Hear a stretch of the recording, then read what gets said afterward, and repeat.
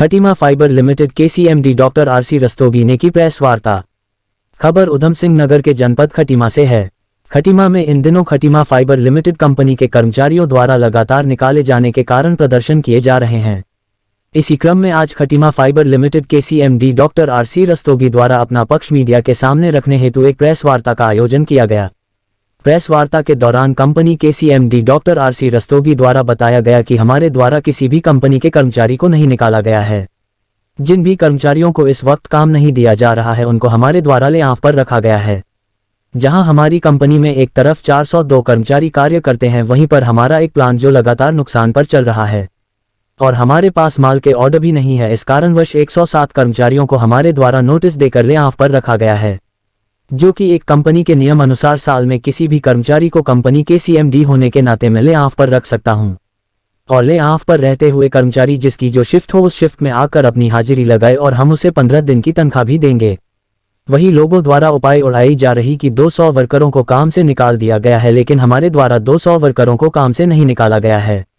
आपको बता दें कि मीडिया के द्वारा कर्मचारियों के पर्सनल फंड जमा न होने की बात पूछे जाने पर doctor RC Rastogi CMD fibre limited के द्वारा बताया गया कि हाँ, ये बात सत्य है कि हमारे द्वारा कुछ महीनों का कर्मचारियों का पीएफ जमा नहीं है, जो कि हमारी कंपनी इस वक्त घाटे में चल रही है। लेकिन ऐसा नहीं है कि हम उस पर्सनल फंड को कर्मचारी के खाते में जमा नहीं करेंगे।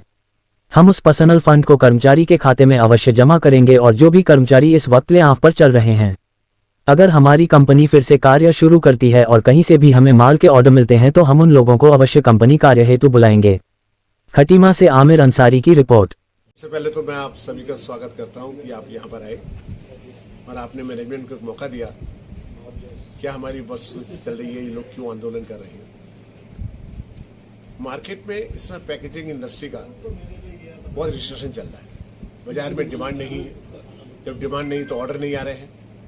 तो हमारी इस खटीमा फाइबर्स लिमिटेड में 3 प्लांट चलते हैं, PM1, PM2 और PM3। PM1 पे हम लोग बोर्ड बनाते हैं, वो चाहे कप स्टॉक हो चाहे कॉर्गेशन का मटेरियल हो।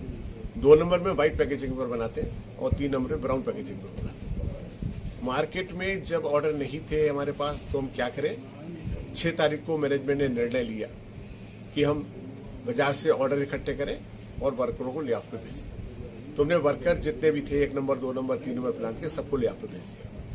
फिर उसके बाद में 18 तारीख को हमारे पास PM2 और PM3 के बाजार से ऑर्डर आ गए, जो अभी मैं समझता हूं कि हमारी 1 महीना आराम से चल सकती है। इतने ऑर्डर हमारे पास में है। तो वर्कर जो 2 नंबर और 3 नंबर पे काम करते थे उस प्रोडक्शन से रिलेटेड सारे वर्करों को काम पे ले लिया गया। और 1 नंबर मशीन पे ऑर्डर आज भी नहीं है और पहले भी हमारे पास इसीलिए बंद किया था हमने। और कब आएंगे इसका हमें भी अंदाजा नहीं है। लेकिन जैसे ही हमारे पास में ऑर्डर इकट्ठे हो गए और हम महीने में 15 दिन भी चला पाए उस प्लांट को, तो इन वर्करों को दोबारा हम नियोजित कर देंगे। नियोजित करने का मेरा मतलब है ड्यूटी पे आ जाएंगे। तो फिर दोबारा मैं कहूंगा हमने किसी वर्कर को नहीं निकाला, ले ऑफ पर है लगाया है। ले ऑफ की कंडीशन होती है कि आप अपने शिफ्ट में जाके कार्ड डालेंगे, अपनी हाजिरी लगाएंगे और इस ले ऑफ के पीरियड में आपको 50% वेतन मिलेगा। कार्ड नहीं डालेगा तो उसको एब्सेंट माना जाएगा।